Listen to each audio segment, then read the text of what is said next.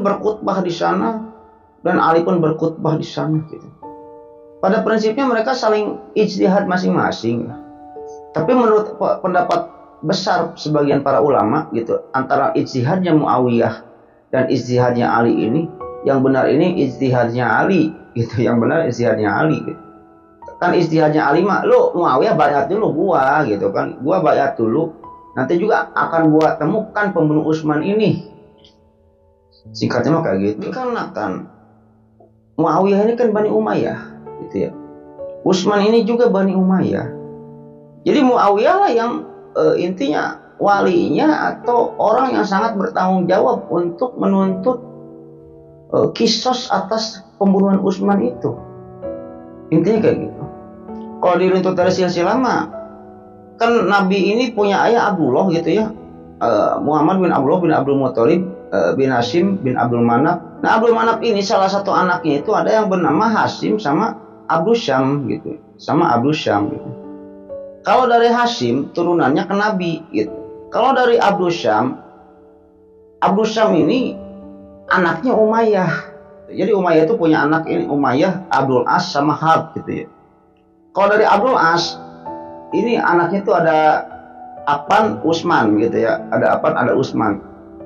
Kalau dari Harb gitu, ada kalau nggak salah Abu Sufyan, Muawiyah. Nah itu Muawiyah. Terus Yazid sama Muawiyah juga gitu. Jadi naon tah hubungan jeung Utsman tuh? Bingung saya juga.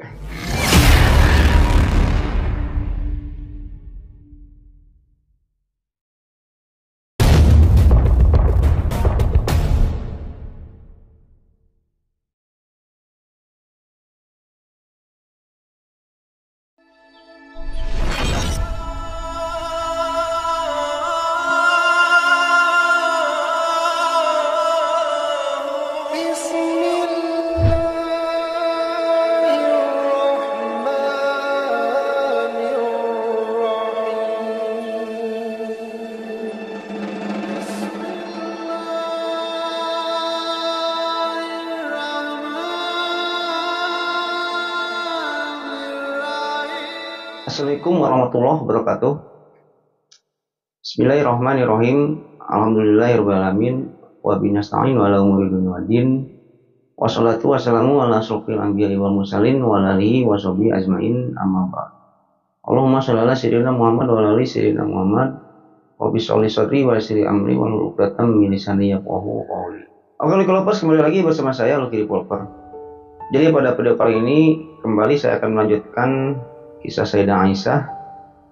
Mungkin ini part terakhir ya, ya mungkin pada video kali ini saya akan melanjutkan kisah Sayyidah Aisyah itu gitu. Yang dimana pada video kali ini mungkin saya akan jelaskan bagaimana Sayyidah Aisyah ini meninggal dunianya, intinya kayak gitu. Mungkin sebelum lanjut ke ceritanya, tak bosan-bosan saya mengingatkan kepada Lucky Lovers semua ya, jangan lupa like, comment, and subscribe. Supaya apa? Supaya saya tambah bersemangat untuk membuat konten-konten selanjutnya gitu. Dan bagi Lucky Lovers semua atau penonton yang sedang menonton video ini yang sudah subscribe, saya banyak ucapkan terima kasih. Mudah-mudahan nama baik Lucky Lovers semua atau orang yang sudah subscribe di dalam channel YouTube ini dibalas kebaikannya oleh Allah Subhanahu wa taala berpuluh-puluh kali lipat, beratus kali lipat, beribu kali lipat, dan berjuta kali lipat. Oke, kita lanjut ke cerita. Pada video part kemarin saya udah bahas tentang masalah perang Jamal, yaitu perang antara pasukan Sayyidah Aisyah dan pasukan Ali bin Abi Thalib. Ya, karena apa? Karena diadu domba ketika itu oleh orang-orang munafik. Nah, Lucky Lovers, setelah perang Jamal gitu ya, setelah adanya perang Jamal, akhirnya Ali bin Abi Thalib pun nelpon Muawiyah lah, asarnya kayak gitu ya. Muawiyah, ini sudah terjadi bentrokan yang diakibatkan karena umat Muslim ini sekarang terpecah-pecah gitu. Karena banyaknya perpecahan antara suku-suku atau umat Muslim ketika itu, ini bakal terjadi bentrok-bentrokan susulan nih takutnya, kata Ali ketika itu kepada Muawiyah. Cepat baiat saya, kata Ali itu, baiat saya. Akan tetapi ketika itu Muawiyah nggak mau ngebaiat Ali gitu. Karena Muawiyah ini pengen, sebenarnya dia mau ngebaiat gitu, tapi temukan dulu pembunuh Utsman, kisos dulu pembunuh Utsman gitu. Intinya kayak gitu ya. Kata Muawiyah ketika itu, saya bukannya nggak mau ngebaiat kamu Ali gitu kan, tapi saya mau kamu tangkap dulu, kisos dulu pembunuh Utsman, nanti baru saya berbaiat. Intinya kayak gitu. Kata Ali, baiat dulu baru saya tangkap. Intinya kayak gitulah pembunuh Utsman itu gitu. Bingung di sini dualisme pendapat gitu kan. Ini orang-orang ini semua orang-orang hebat semua, Ali dan Muawiyah ini. Yang dimana ketika itu Muawiyah ini menjadi gubernur di Syam. Muawiyah ini pada masa pemerintahannya Umar, Utsman, maupun Ali, dia jadi gubernur di Syam.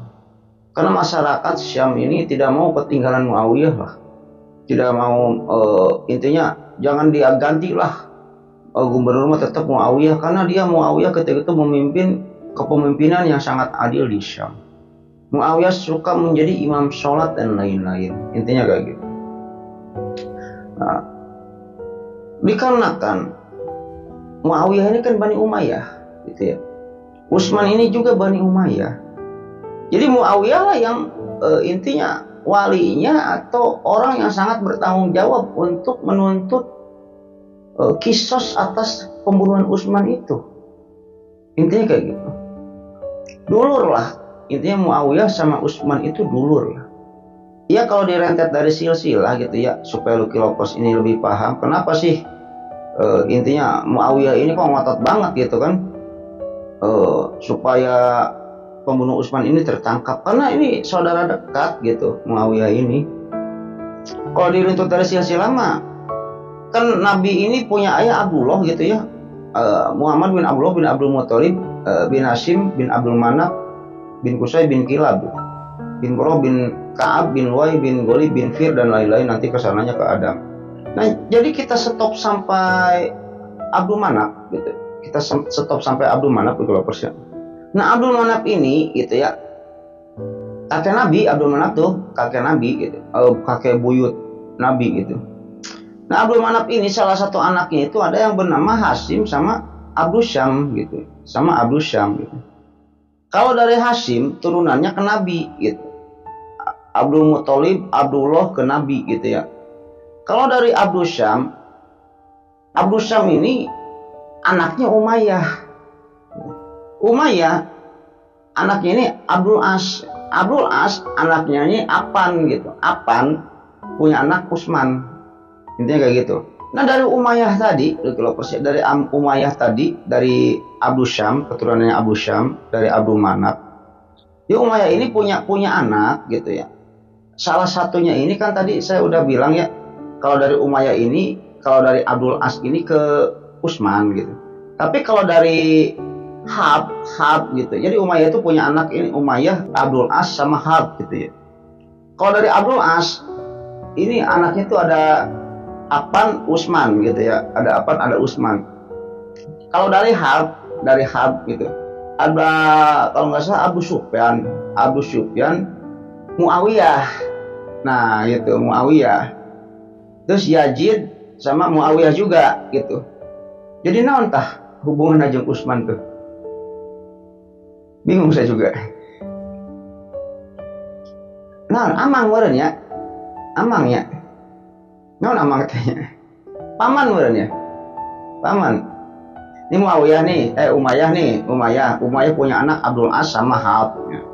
Nah si Hab ini ada kakak nih sama Abdul As ya. Si Hab punya ayahnya Abdul Sufyan punya anaknya Muawiyah. Nah, kalau dari Abdul As punya anaknya Affan gitu, Affan punya anak lagi Utsman gitu. Betul hubungannya apa tuh? Ponakan atau amang atau apa, intinya dekatlah hubungannya. Nah oleh sebab itulah jalur kekerabatan itulah gitu. Muawiyah ini sangat eksistensi sekali untuk segera ditangkap pembunuh Utsman itu, intinya kayak gitu.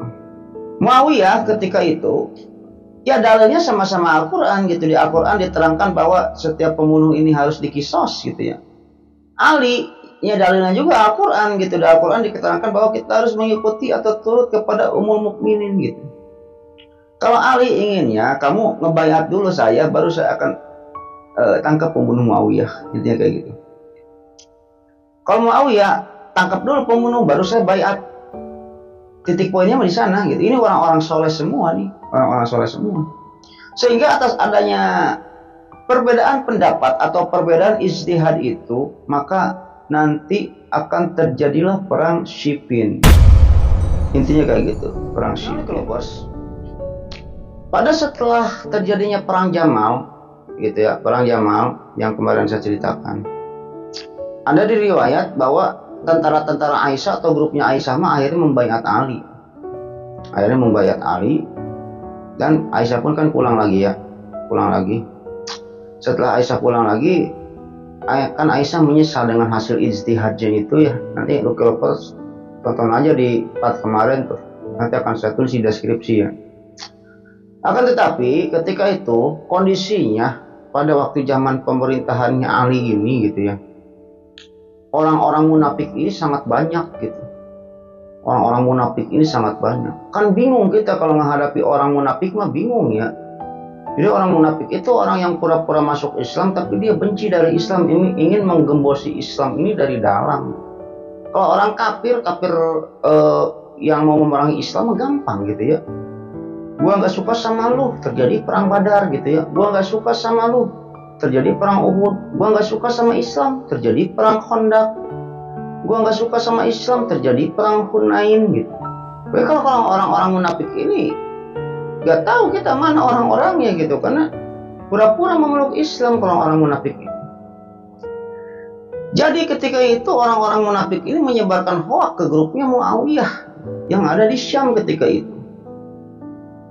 Muawiyah, kamu jangan ini loh, jangan, intinya jangan menjadi kubu untuk melakukan agar pemerintahan Ali ini cepat-cepat menemukan pembunuh Utsman. Karena lihat tuh, tentara Aisyah aja diserang gitu oleh Ali gitu. Karena Aisyah ini pengen menuntut Ali untuk istilahnya mempercepat pembunuh Utsman ini ditangkap. Tuh lihat, Aisyah, Jubair sama Tolha ini diserang sama Ali gitu. Padahal dia sahabat Nabi gitu. Orang-orang munafik itu menggemboskan isu kayak gitu kepada Muawiyah atau orang-orang yang ada di Syam gitu. Karena ketika itu belum ada TV, belum ada berita gitu, belum ada WA gitu kan. Siapa tadi Muawiyah ini ya percaya aja gitu. Semakin panas lah akhirnya Muawiyah ini ya, semakin kekeh agar pembunuh Utsman ini tetap ditemukan, intinya kayak gitu. Dan orang-orang munafik pun masuk ke kubunya Ali juga gitu, masuk ke kubunya Ali juga. Ke kubunya Ali ini kompor-komporin, Muawiyah mau nyerang lu, katanya gitu kan. Udah menyiapkan tentara, bla bla bla bla bla. Ya sebenarnya Muawiyah sama Ali ini gak percaya gitu. Pada hakikatnya Muawiyah ini orang baik gitu, Ali juga orang baik, intinya kayak gitu. Cuman dia ini beda prinsip aja, prinsip masalah ijtihad. Ya kita singkat saja, akhirnya Muawiyah pun berijtihad dan Ali pun berijtihad. Hasil ijtihadnya Muawiyah gitu, yaitu agar pembunuh Utsman segera ditangkap, dan hasil ijtihadnya Ali gitu.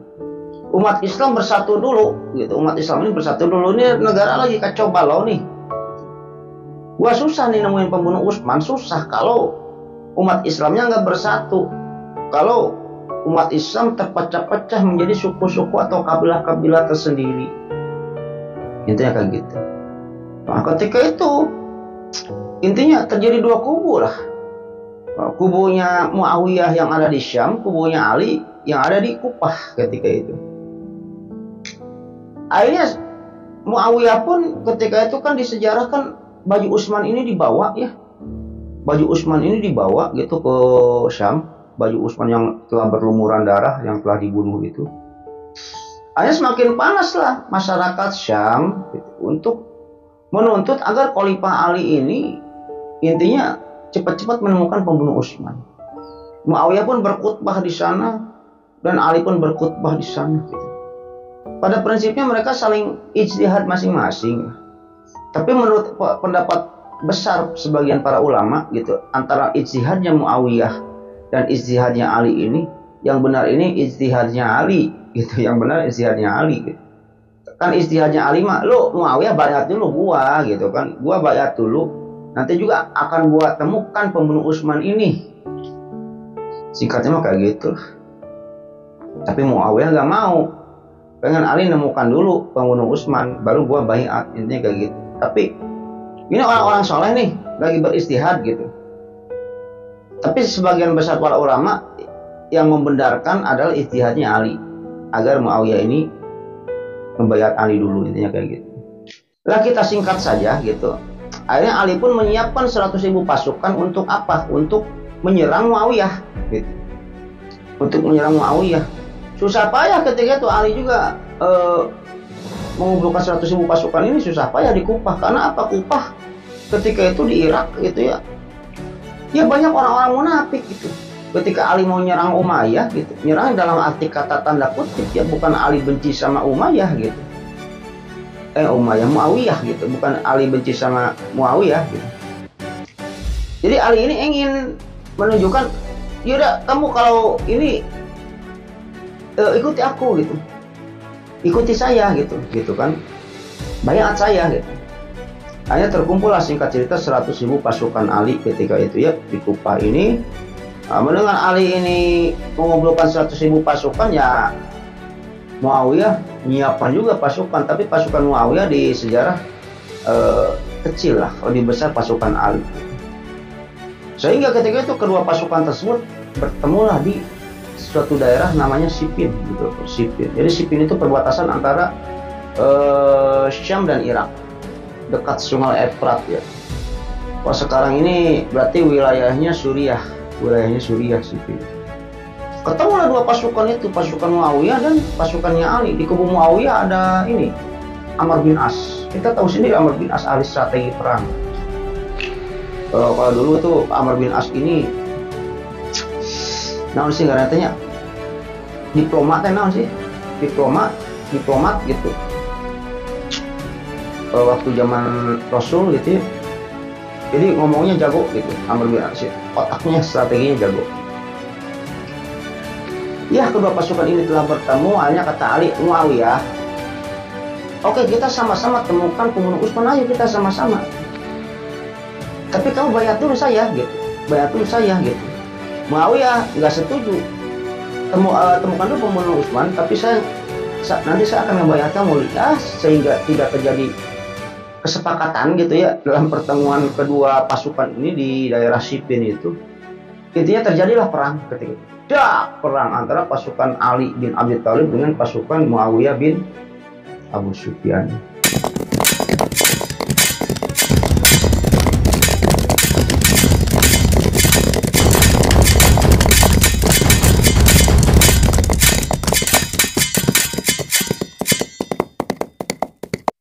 Perang terjadi, terang gitu ya.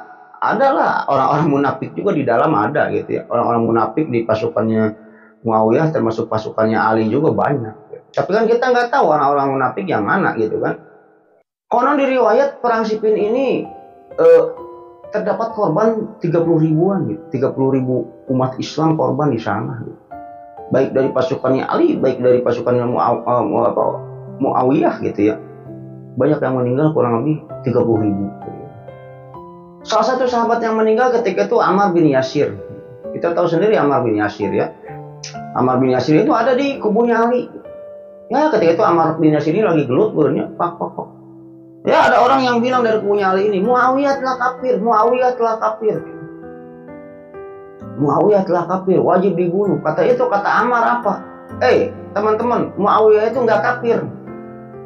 Muawiyah ini nggak kafir gitu. Dia orang soleh, kata Ammar bin Yasir ketika itu. Ya Ali pun mengakui Muawiyah ini nggak kafir, orang soleh. Dan Muawiyah membuat kubu atau kubunya Muawiyah, intinya kayak gitu ya, kubunya Muawiyah yang ada di Syam ini. Intinya Muawiyah ini tidak mengaku sebagai khalifah di Syam ini, nggak mengaku sebagai khalifah. Dan orang-orang Syam ini ketika itu membayat Muawiyah ini bukan sebagai khalifah, tapi sebagai pimpinan mereka yang setuju untuk pembunuh Utsman ini ditangkap, intinya kayak gitu. Muawiyah pun ketika itu mengakui tentang kekhalifahannya Ali gitu, lovers. mengakui, bukan Muawiyah nggak mengakui, bukan perang antara di perang Siffin ini memperebutkan kekuasaan khalifah, enggak. Dan Muawiyah pun mengakui derajat gua mah lebih rendah daripada Ali, intinya kayak gitu. Gua mah masuk Islamnya lebih dulu Ali daripada gua gitu kan, kata Muawiyah ini gitu. Gua di sini perang bukan untuk, intinya bukan untuk merebut kekuasaan Ali gitu. Jadi untuk menyadarkan Ali lah, supaya pembunuh Utsman ini ditangkap. Singkat cerita saja, akhirnya kalah lah, terdesak lah. Pasukan Muawiyah ini terdesak sama pasukannya Ali. Ya Ali kan banyak pasukannya, 100.000 pasukan. Nah, setelah terdesak gitu, bingung gitu. Ini gimana nih, pasukan kita mau kalah nih, kata Muawiyah ini. Ya Amr bin As punya ide nih, Amr bin As ini. Ya udah gini aja, kita duduk bareng, katanya. Kata Amr bin As ini, kita duduk bareng sama Ali, jangan dilanjutkan perang ini nih, kita bakal kalah nih. Kita tusuk aja Al-Quran, Jadi pasukan Muawiyah ketika itu menusuk Al-Quran dengan tombak dan diacungkan gitu ya. Si tombaknya itu diacungkan ke atas sebagai tanda bahwa yaudah kita damai, menyerah lah istilahnya. Yaudah kita duduk bersama gitu kan. Akhirnya ketika itu Ali gak mau duduk bersama nih, kata Ali itu. Udah lanjutkan, serang lagi. Ketika itu pasukan Muawiyah ini sudah nyerah lah. Sudah menusuk Al-Quran dengan tombak dan diangkat Al-Quran itu ke atas gitu ya. Menandakan nyerah dan yuk Li, kita duduk bersama nih gitu kan. Ya Ali ketika itu gak mau. Udah gua nggak mau duduk bersama, lu bayat dulu gua gitu kan. Kalau lu udah ngakui gua khalifah, ayo kita duduk bersama, kita cari pembunuh Utsman. Atas keputusan Ali tersebut gitu, ada beberapa orang gitu, kelompok lah ya, yang nggak setuju atas keputusannya Ali ini. Jadi kata kelompok tersebut, Li, kalau misalnya orang udah nyerah mah dalam perang udah jangan diserang lagi gitu kan. Kata Ali, udah serang aja terus itu. Akhirnya kelompok orang tersebut nggak setuju dengan keputusan Ali tersebut. Akhirnya kelompok orang-orang tersebut keluar dari pasukannya Ali gitu. Dan intinya menganggap Ali ini kafir karena tetap menyerang pasukannya Muawiyah yang sudah menyerah. Keluar kalau dalam bahasa Arabnya itu kan kharaja yakhruju. Orang-orang yang keluar dan menganggap Ali kafir ini dinamakan pasukannya Khawarij gitu. Orang-orang Khawarij. Jadi orang-orang Khawarij ini orang yang tidak sepemahaman dengan Ali, yang ketika itu tidak sependapat dengan pemikiran Ali dan menganggap Ali ini kafir gitu. Orang-orang Khawarij ini tadinya kan ada timnya Ali gitu. Menganggap Muawiyah ini kafir, orang-orang Khawarij ini nih, karena tidak ngebaiat ke Ali ya. Setelah adanya kejadian tersebut, Ali tetap menyerang pasukan Muawiyah setelah Muawiyah ini menyerah gitu ya, dan mengacungkan Al-Quran itu. Dia pun menyalahkan Ali bin Abi Thalib karena Ali tetap menyerang pasukan Muawiyah gitu. Karena orang-orang itu keluar dari barisannya Ali gitu, dan mengkafirkan Ali juga mengkafirkan Muawiyah gitu. Itulah orang-orang Khawarij namanya gitu Bapak ya. Khawarij. Yang nanti orang-orang Khawarij ini pemikirannya gitu, ya pemikiran teroris kalau sekarang ini mah. Gitu ya Bapak ya. Jadi pemikiran orang-orang Khawarij deh yang menganggap ya mengkafir-kafirkan orang. Ali kafir tuh. Muawiyah nggak ngebayat Ali, kafir dia gitu kan. Ali tidak sepemahaman dengan orang-orang Khawarij ini, udah Ali kafir. Dan menghalalkan gitu ya setiap orang yang di luar keyakinan mereka halal untuk dibunuh. Nah itulah sejarahnya Khawarij yang sekarang ini sudah berkembang ya. Pemikiran-pemikiran orang-orang Khawarij ini sudah berkembang gitu. Yang muncul terorisme ini, nah itulah sejarahnya, sejarah terorisme itu gitu. Orang yang sekelompok orang yang menganggap dia itu paling benar dalam Islam gitu. Padahal kalau kayak gitu ya bukan Islam gitu. Jihad lah muncul cara mana nama murunnya jihad, dibom sana sini, orang yang meninggalnya siapa gitu kan. Yang meninggalnya kan umat Islam juga. Kalau teroris ini yang ngebom apa tuh waktu di Jakarta itu kan banyak ya, di jalan Tamrin ya, ada ngebom sana sini, orang yang di luar sukunya, di luar kepercayaannya kafir. Nah itulah asalnya dari sana gitu, dari orang-orang Khawarij. Intinya kayak gitu loh kelompoknya. Padahal kan menurut sebagian ulama gitu loh, menurut sebagian ulama ini siapa yang salah nih? Dalam perang Siffin ini siapa yang salah ya? Ya intinya mah pasukan Muawiyah kalah lah ya itu. Nanti akan secara jelasnya, secara lengkapnya akan saya ceritakan ya di sejarah-sejarah Islam ya, di playlist sejarah Islam ini saya akan membahas tentang Sayyidah Aisyah dan perang Siffin itu kayak gitu penyebabnya, dan kelompok Khawarij ini asal mula adanya itu kayak gitu, intinya kayak gitu. Nah kalau ada yang bertanya siapa yang salah bang, Ali atau Muawiyah gitu kan dalam hal ini gitu kan. Nah, menurut sebagian banyak pendapat para ulama dua-duanya benar gitu, dua-duanya benar gitu. Karena Muawiyah ahli ilmu, Ali ilmu gitu. Tapi gitu, pendapat Ali lah yang paling benar menurut sebagian para ulama. Jadi di sini gitu ya, Ali mendapatkan pahala, Muawiyah mendapatkan pahala atas ijtihadnya itu. Gitu. Jadi kan kalau seorang ahli ilmu ini berijtihad gitu kalau bosnya, kalau ijtihadnya benar gitu, dia mendapatkan 2 pahala gitu. Dan kalau seorang ahli ilmu berijtihad dan kalau ijtihadnya salah, dia mendapatkan 1 pahala gitu. Nah jadi di sini benar semua, Muawiyah mendapatkan 1 pahala karena ijtihadnya salah, dan Ali mendapatkan 2 pahala karena ijtihadnya benar, intinya kayak gitu. Paham loh. Di sini kita jangan menyalahkan masing-masing kubu. Oh kubu Ali yang salah, oh kubu Muawiyah yang salah, Amr bin As yang salah, oh seperti Amir bin Yasir yang salah gitu. Ya jangan gitulah. Mereka ini ahli-ahli surga semua gitu. Ali gudangnya ilmu, Muawiyah pintar gitu. Oh, hafal Quran, sering menjadi imam di Syam gitu kan. Kita baru hafal qul huwallahu ahad aja sudah menyalahkan Ali gitu kan. Baru hafal qul a'udzu birabbil falaq dan qul a'udzu birabbin nas aja sudah menyalahkan Muawiyah. Janganlah. Ini kayak gitulah. Semuanya benar. Mungkin ini faktor karena gak ada Rasulullah gitu ya. Ya inilah faktor karena Rasulullah sudah meninggal gitu. Coba kalau Rasulullah belum meninggal, beres semuanya tuh. Itu kayak gitu lah. Lalu kalau bos, kita singkat aja lah ya, Nah, Ali ini memimpin pemerintahan itu ketika itu kurang lebih selama 4 tahunan kalau bos. Kurang lebih selama 4 tahunan. Setelah Ali lengser ya, dibunuh ya Ali itu. Nanti akan masalah tentang Ali dan lain-lain sahabat Nabi nanti akan saya ceritakan di part-part tersendiri lah ya. Kepemimpinan setelah Ali ini digantikan dengan Muawiyah. Gitu. Ali 4 tahun digantikan oleh Muawiyah. Muawiyah memimpin jadi khalifah ketika itu kurang lebih selama 20 tahun juga, kurang lebih selama 20 tahun. Dan Aisyah pun gitu ya, Aisyah pun meninggal atau sebelum meninggal ini Aisyah ini masih mengalami masa pemerintahannya Muawiyah ini kurang lebih selama 18 tahun. Intinya gitu. Kan kalau nggak salah Aisyah ini meninggal di usia 67 tahunan ya, Aisyah ini.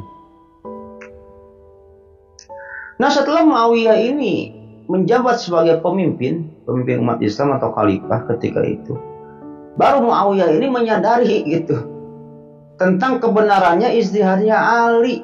Intinya kayak gitu.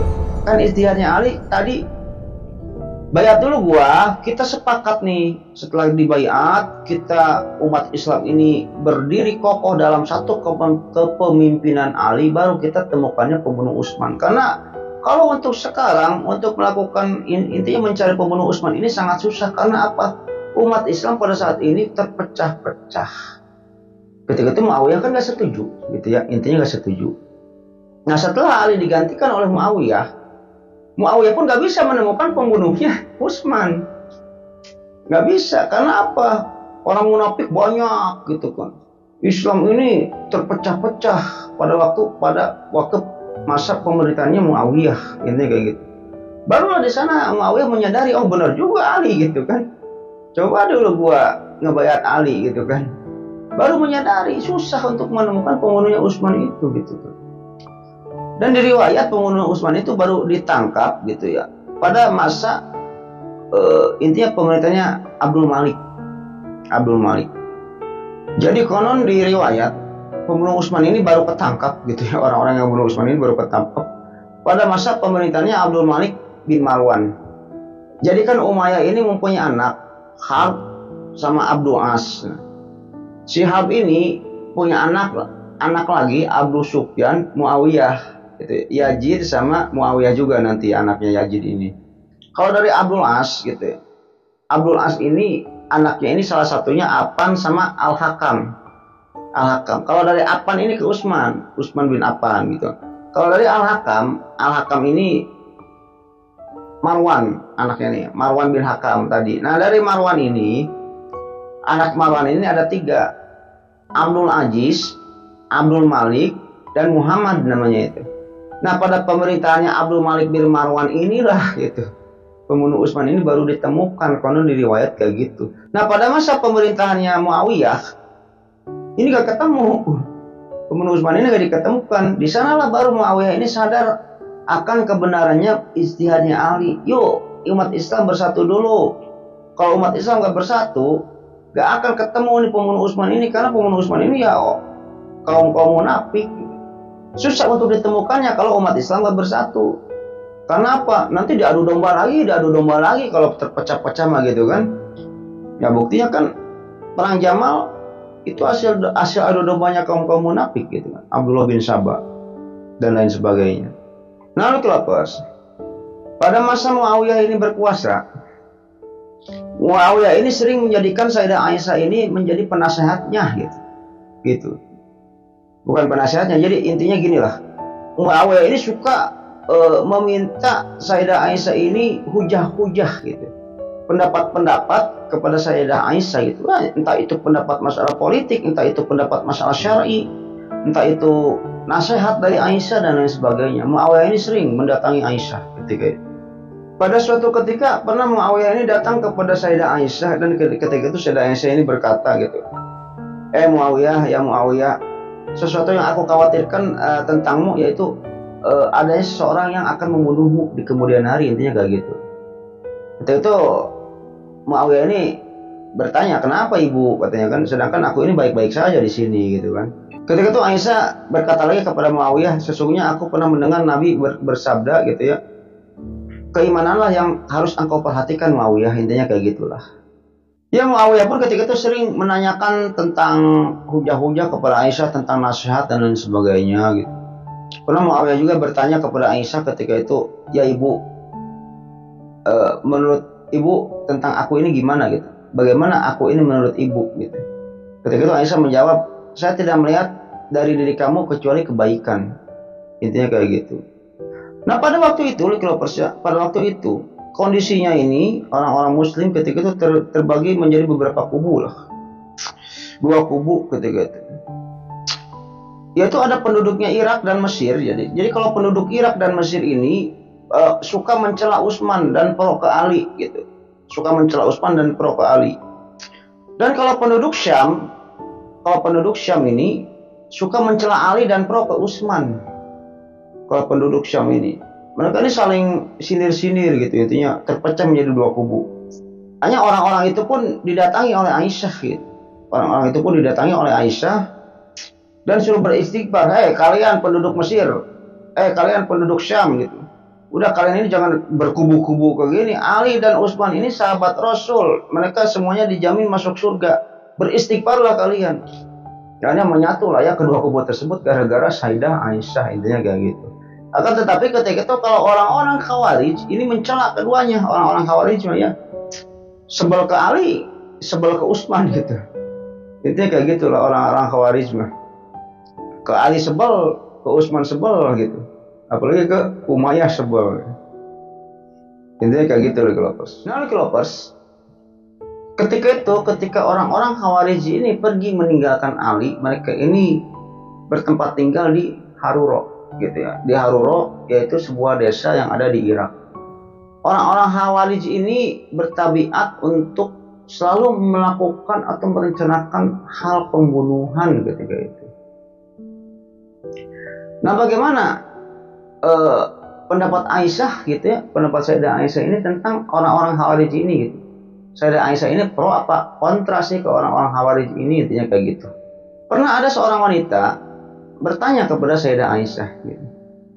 Ya ibu, mengapa kita tidak mengqadha sholat saat haid? Intinya kayak gitu. Setelah mendapatkan pertanyaan tersebut, Aisyah ini menjawab kepada wanita itu, apakah kamu seorang Haruriyah gitu?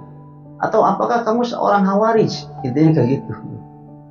Ya, itulah bukti bahwa Sayyidah Aisyah ini sangat benci sekali kepada orang-orang Khawarij ini.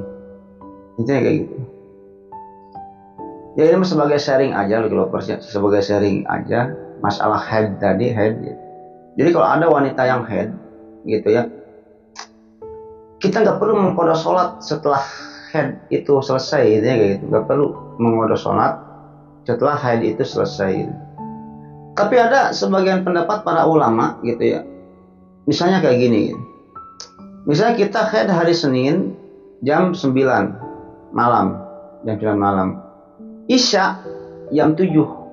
Nah kalau kita beres haid gitu, kita wajib mengqadha sholat Isya itu gitu. Karena kan kita jam 9 belum sholat Isya gitu. Tapi sholat asar atau sholat zuhurnya gak usah diqadha. Sholat Isyanya ada, sholat Isyanya aja gitu. Nanti dijamak akhir dengan maghrib gitu setelah beres haid. Paham gak? Intinya kayak gitu. Ya misalnya kita haid misalnya kita haid jam 4 sore hari Senin gitu. Asar jam 3 gitu. Asar jam 3. Nah setelah beres haid, kita wajib mengqadha sholat asar itu atau menjamak takhir dengan salat zuhur. Jamak takdim dengan salat zuhur. Intinya kayak gitu. Paham lu? Tapi sholat-sholat yang lainnya, subuh, yang zuhur yang kemarin gak usah diqadha kalau kita dalam keadaan haid. Intinya kayak gitu. Pernah juga ketika itu Muawiyah ini menulis surat kepada Sayyidah Aisyah, menulis surat, dan Sayyidah Aisyah pun membalas suratnya itu gitu. Isi suratnya Muawiyah gitu. Isi suratnya Muawiyah ini, ibu tolong berikan nasihat dong buat aku ketika itu kan, ketika Muawiyah ini jadi presiden gitu kan, jadi khalifah gitu. Ketika itu Aisyah pun menulis surat berisikan nasihat gitu ya, nasihatnya Aisyah ini kepada Muawiyah gitu. Jadi isi dari suratnya Aisyah ini, barang siapa yang mencari keridhaan Allah gitu ya dan kebencian manusia, maka cukuplah pertolongan Allah baginya. Akan tetapi barang siapa yang mencari keridhaan manusia dan kebencian Allah gitu, maka baginya kecintaan manusia.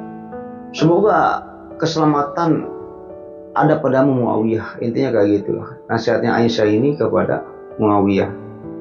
Ketika Muawiyah ini menjabat sebagai khalifah, Muawiyah ini mengangkat Marwan bin Hakam ini gitu ya sebagai gubernur di Hijaz gitu. Nah, Likilopers, selain dari Abdullah bin Jubair, Aisyah juga sangat sayang sekali kepada Hasan bin Ali. Bukti kecintaannya Aisyah ini kepada Hasan bin Ali, ketika itu Hasan bin Ali ini pernah meminta sesuatu kepada Aisyah yang tidak sembarangan orang. Aisyah memberikan sesuatu tersebut, mengiyahkan sesuatu tersebut ke tidak sembarangan orang, kecuali orang yang sangat disayanginya. Ketika itu Hasan bin Ali ini meminta apa kepada Aisyah ini? Ketika itu Hasan bin Ali ini meminta kalau dirinya wafat atau meninggal pengen dikuburkan dengan kakeknya, yaitu di kamar Aisyah. Ketika itu Aisyah ini mengiyahkan permintaan Hasan bin Ali itu. Akan tetapi ketika itu Hasan bin Ali ini berwasiat dulu kepada Husain. Ya Husain, nanti kalau tidak terjadi chaos dan kalau tidak banyak orang yang kontra terhadapku gitu, makamkanlah aku di kamarnya Aisyah atau bersama dengan kakek gitu, bersama dengan Umar, bersama dengan siapa lagi, Abu Bakar gitu. Akan tetapi kalau terjadi keributan, jangan dimakamkan aku di sana. Kata Hasan bin Ali ketika itu kepada Husain berwasiat. Singkat cerita, pada kurang lebih pada tanggal 28 Syafar gitu, 28 Syafar atau pada tahun ke-50 Hijriah, tepatnya 1 April 670 Masehi gitu ya. Hasan bin Ali pun wafat atau meninggal di Madinah. Ketika itu mau dimakamkan nih di kamarnya Rasulullah, di kamarnya Aisyah sama Husain ini. Ketika mau dimakamkan, tadi Marwan bin Hakam protes. Enak aja kamu dimakamkan di kamarnya Aisyah bareng dengan Rasulullah, bareng dengan Umar, bareng dengan Abu Bakar. Utsman aja nggak dimakamkan di sana, gitu kan? Kata Marwan bin Hakam ketika itu. Akhirnya ketika itu Marwan bin Hakam menyiapkan pasukan, Husain menyiapkan pasukan, mau berantem lah singkat cerita ketika itu. Marwan bin Hakam gak setuju kalau siapa tadi Hasan bin Ali ini dimakamkan di kamarnya Aisyah gitu. Husain ngambek, ya udah kita perang. Akhirnya mau perang lah timnya Marwan bin Hasan dan timnya Husain. Akan tetapi ketika itu mereka berdua ini didamaikan oleh Abu Hurairah. Abu Hurairah pun mengingatkan kepada Husain, Sen, ingat gak wasiat Hasan? Wasiat Hasan ingat gak? Hasan bisa dimakamkan di kamarnya Aisyah kalau tidak ada chaos, kalau tidak ada perpecahan. Tapi kalau nggak ada gitu ya, jangan dimakamkan di sini gitu kan. Nah ini Hasan pun tidak dimakamkan di kamarnya Aisyah ya. Intinya kayak gitu. Oke, Lovers, kita singkat saja gitu. Akhirnya Sayyidah Aisyah pun umurnya ini sudah lumayan cukup tua Pak ya, lumayan cukup tua. Yang dimana ketika itu ya kurang lebih umur Aisyah ini 67 tahunan lah, 67 tahunan. Dan ketika itu hampir kan Muawiyah ini berkuasa 20 tahun. Aisyah ini mengalami masa kekuasaan Muawiyah ini kurang lebih 18 tahun. Ketika itu Aisyah ini mulai sakit-sakitan. Mulailah Aisyah ini sakit-sakitan. Umurnya sudah cukup tua, badannya lemah dan lain sebagainya. Intinya orang-orang ketika itu sudah menyadari bahwa umur Aisyah ini sudah tidak lama lagi. Ketika Aisyah ini lagi sakit parah, usianya sudah tua, intinya sudah mau meninggal, sudah mau wafat Sayyidah Aisyah ini gitu ya. Ketika itu datang Ibnu Abbas. Menemui Sayyidah Aisyah. Ketika Sayyidah Aisyah ini lagi sakit, Ibnu Abbas pun ketika itu menghibur Aisyah. Ya ibu mah calon surga. Ibu mah tidak ada lagi istri yang disayangi Rasulullah ini kecuali ibu. Selain ibu ini disayangi oleh Rasulullah, ibu juga disayangi oleh Allah ibu.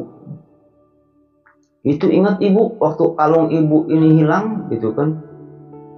Kan Allah langsung membela ibu. Allah langsung menurunkan ayat tayamum. Umat Islam ini diperbolehkan tayamum ini karena ibu. Coba kalau kalung ibu nggak hilang gitu kan, umat Islam tidak akan bisa tayamum sampai sekarang ibu. Ya ibu, nama Ummul Mukminin ini sudah ada dalam hati ibu sebelum ibu dilahirkan gitu. Intinya kayak gitu. Intinya Sayyidah Aisyah ini dipuji-puji lah sama Ibnu Abbas. Akhirnya ketika itu Aisyah menjawab, ya Ibnu Abbas, janganlah kamu memuji-mujiku seperti itu. Untuk sekarang ini saya hanya ingin dilupakan oleh orang-orang. Saya hanya ingin orang-orang tidak mengenal saya dan lain sebagainya. Intinya kayak gitu. Jadi Aisyah ini selalu menyesal atas ijtihadnya itu gitu, yang mengakibatkan terjadinya perang Jamal. Intinya kayak gitu. Ketika itu Aisyah ini selalu berwasiat kepada semua orang, Abdullah bin Jubair, Ibnu Abbas dan lain sebagainya, bahwa nanti kalau saya meninggal jangan dikuburkan aku bareng dengan Rasulullah, bareng dengan Abu Bakar, bareng dengan Umar. Jangan aku dikuburkan dengan mereka, jangan. Karena aku tidak sesuci mereka. Kuburkanlah aku di Baqi ketika itu, kata Aisyah ketika itu. Ya karena Aisyah ini suka menyesali hasil ijtihadnya itu. Ya singkat cerita saja, akhirnya Sayyidah Aisyah pun meninggal pada tahun 58 Hijriah. Pada tahun 58 Hijriah, pada malam 17 Ramadan. Pada malam 17 Ramadan setelah salat witir kalau nggak salah. Bertepatan dengan bulan Juni tahun 678 Masehi. Sayyidah Aisyah ini meninggalnya. Ketika itu Sayyidah Aisyah ini dimakamkan di Baqi. Ketika itu Baqi penuh sesak dengan kunjungan orang-orang. Ketika Sayyidah Aisyah ini meninggal dan dikuburkan di Baqi, Baqi itu penuh dengan orang-orang yang mengunjungi, ingin melihat sosok Sayyidah Aisyah ini terakhir kalinya. Tidak ada lagi ketika itu orang, sosok manusia yang bisa dimintai hujahnya oleh para pimpinan-pimpinan Bani Umayyah nantinya gitu kan. Siapa tadi? Muawiyah gitu. Dan lain sebagainya, sahabat-sahabat Nabi tidak lagi bisa meminta hujah yang 100% akurat gitu ya kepada sosok manusia yang mulia yaitu Sayyidah Aisyah, karena Sayyidah Aisyah sudah meninggal. Kenapa orang-orang ketika itu suka meminta hujah-hujah kepada Aisyah? Karena Sayyidah Aisyah lah gitu ya. Dari Sayyidah Aisyah lah banyak tercipta hadis-hadis Nabi tentang kepribadian Nabi. Di rumahnya bagaimana, cara makannya bagaimana, cara kencingnya bagaimana, setelah Nabi bangun tidur bagaimana, cara tidurnya bagaimana, cara mandinya bagaimana, cara mandi junubnya bagaimana, dan lain sebagainya. Dari Aisyah. Dan karena Aisyah lah ketika itu, kalau Nabi ini lagi bareng dengan Aisyah, wahyu itu selalu turun. Dikarenakan hal tersebut lah Aisyah lah orang pertama yang selalu mendengar wahyu gitu.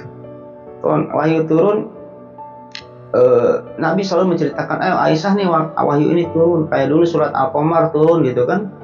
Pas surat Al-Qamar turun, sahabat-sahabat Nabi yang lainnya belum hafal, Aisyah sudah hafal duluan. Itulah yang menyebabkan sehingga Aisyah ini sering dimintai hujahnya ketika itu oleh orang-orang muslimin.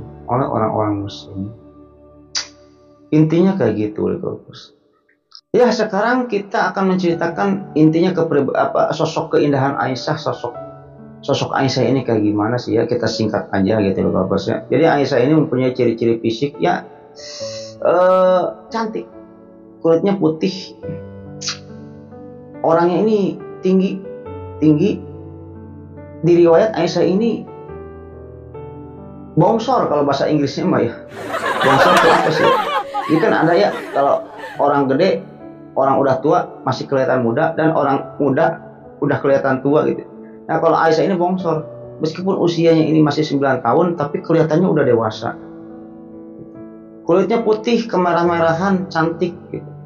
Oleh sebab itulah Aisyah ini dijuluki Al-Humairah. Ketika itu Aisyah ini pernah memiliki baju ya harganya kurang lebih 5 dirham atau 5 dinar gitu.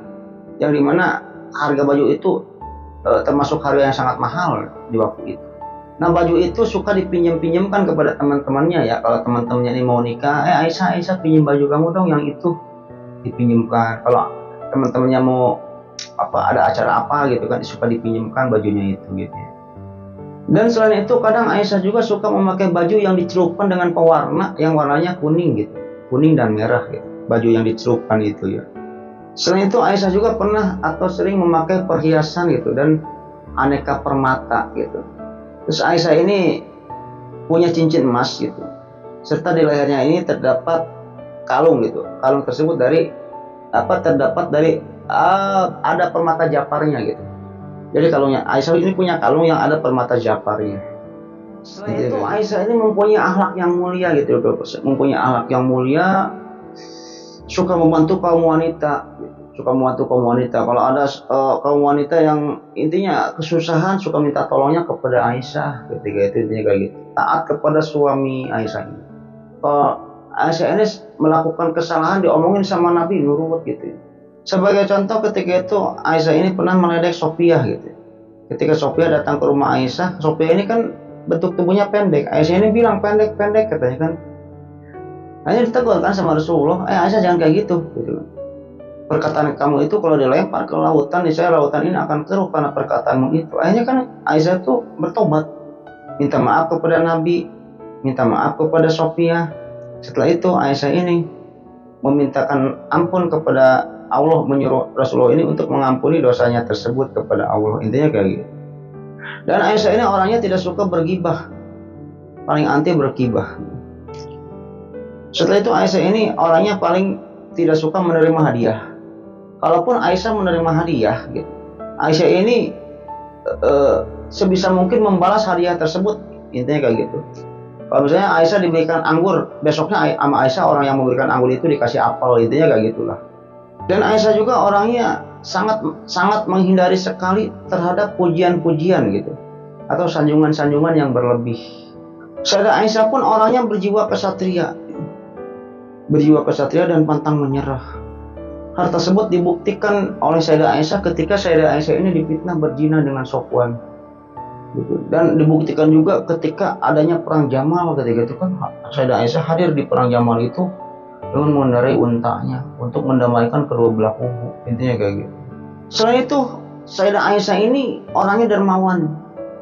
Sayyidah Aisyah ini paling suka bersedekah, gemar sekali melakukan sedekah Sayyidah Aisyah ini. Perihal kegemaran Aisyah ini bersedekah pernah diriwayatkan juga, ada riwayat dari Urwah. Ketika itu Urwah ini menyaksikan Sayyidah Aisyah ini bersedekah kurang lebih 70.000 dirham. Jadi Aisyah ini membawa uang 70.000 dirham. Uangnya itu dibagi-bagikan tuh ke fakir miskin, disedekah-sedekahin loh, dibagi-bagikan. Akan tetapi keadaan Aisyah ketika itu bajunya ini penuh dengan tambalan gitu. Nanti nggak bisa.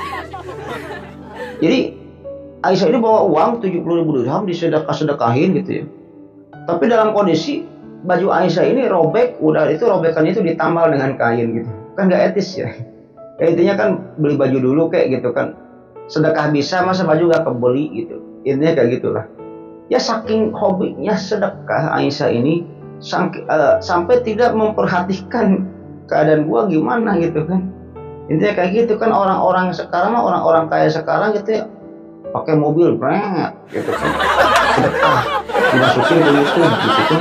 Sedekah-sedekahnya dimasukin ke YouTube, pakai mobil, pakai jas. Aisyah mah enggak gitu. Aisyah mah sedekah tapi bajunya juga jelek gitu. Ada banyak tambalan bajunya itu. Intinya kayak gitu. Nah, dalam riwayat sedekah ini Aisyah juga pernah menjual rumahnya kepada Muawiyah. Aisyah ini punya rumah, dijual kepada Muawiyah rumahnya itu. Ya kurang lebih 180.000 dirham atau 20.000 dirhaman lah. Hasil penjualan rumahnya itu dikemanakan? Disedekahkan gitu. Guna Aisyah ini menjual rumah kepada Muawiyah, hasil duit penjualan rumahnya itu orang-orang miskin kumpul sini, orang-orang fakir kumpul sini, panti jompo dan lain-lain, anak-anak yatim disedekahkan semuanya. Hasil penjualan rumah Aisyah itu sampai habis tak tersisa uang. Dan terakhir Aisyah pun rajin beribadah.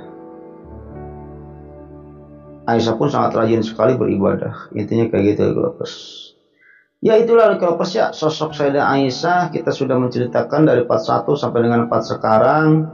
Ya Sayyidah Aisyah ini dari kecilnya bagaimana gitu ya, sangat nakal sekali kita mengetahui ya. Dan menikah dengan Rasul bagaimana, persaingan Sayyidah Aisyah dengan istri-istri Nabi yang lain bagaimana, muamalahnya dengan Ummul Mukminin yang lain bagaimana, sudah kita bahas di cerita Sayyidah Aisyah ini. Mungkin gitu aja Lovers ya, cerita pada video kali ini. Mudah-mudahan menghibur dan ambil sisi baiknya, buang sisi jeleknya dalam cerita ini. Dan jika saya ada salah kata atau salah apa dalam cerita ini, ya mungkin mohon maaf itu Lovers ya. Dan kesalahan tersebut tidak saya sengaja. Intinya kayak gitu. Dan tak bosan-bosan saya mengingatkan ya, sebelum saya tutup videonya, tak bosan-bosan saya mengingatkan kepada Lovers semua. Jangan lupa like, comment, and subscribe. Supaya apa? Supaya saya tambah bersemangat untuk membuat konten-konten selanjutnya. Intinya kayak gitu Lovers. Ya sebelum videonya saya tutup, saya akan mendoakan kepada Lovers semua gitu ya. Allahumma inna nas'aluka bi anna lakal hamdu la ilaha illa anta wa dakala syarikal kamana nubadu samawati wal ard dzul jalali wal ikram ya qayyum. Mudah-mudahan Lovers semua diberikan kesehatan, diberikan umur yang panjang, diberikan rezeki yang melimpah. Bagi yang sedang sakit, mudah-mudahan disembuhkan penyakitnya, diangkat oleh Allah Subhanahu wa taala dan tidak disakitkan lagi sampai dengan wafat. Dan bagi yang masih sehat, mudah-mudahan diperpanjang nikmat sehatnya oleh Allah Subhanahu wa taala. Jika Lovers semua, baik pria maupun wanita, ada yang belum mempunyai jodoh nih, Yang mudah-mudahan cepat dipertemukan jodohnya oleh Allah Subhanahu wa taala. Jika seorang pria, mudah-mudahan dipertemukan dengan jodohnya seorang wanita yang cantik, yang baik, yang solehah, yang sayang kepada suami dan lain sebagainya. Dan bagi seorang wanita, mudah-mudahan dipertemukan dengan jodohnya yaitu seorang pria yang gagah, yang tampan, yang berwibawa, yang sayang kepada istri, yang soleh, dan terutama yang mempunyai kepribadian, punya rumah pribadi, punya mobil pribadi, punya perusahaan pribadi. Ya, yang paling utama mudah-mudahan kita semua termasuk saya nantinya dikumpulkan dalam surganya Allah Subhanahu wa taala, ya. Dan mendapatkan syafaat darinya nanti di hari akhir. Mungkin gitu aja kalau saya cerita pada video kali ini, mudah-mudahan menghibur. Akhirul kata, Allahumma sholli ala sayyidina Muhammad wa ala ali sayyidina Muhammad wa billahi taufiq wal hidayah. Wassalamualaikum warahmatullahi wabarakatuh.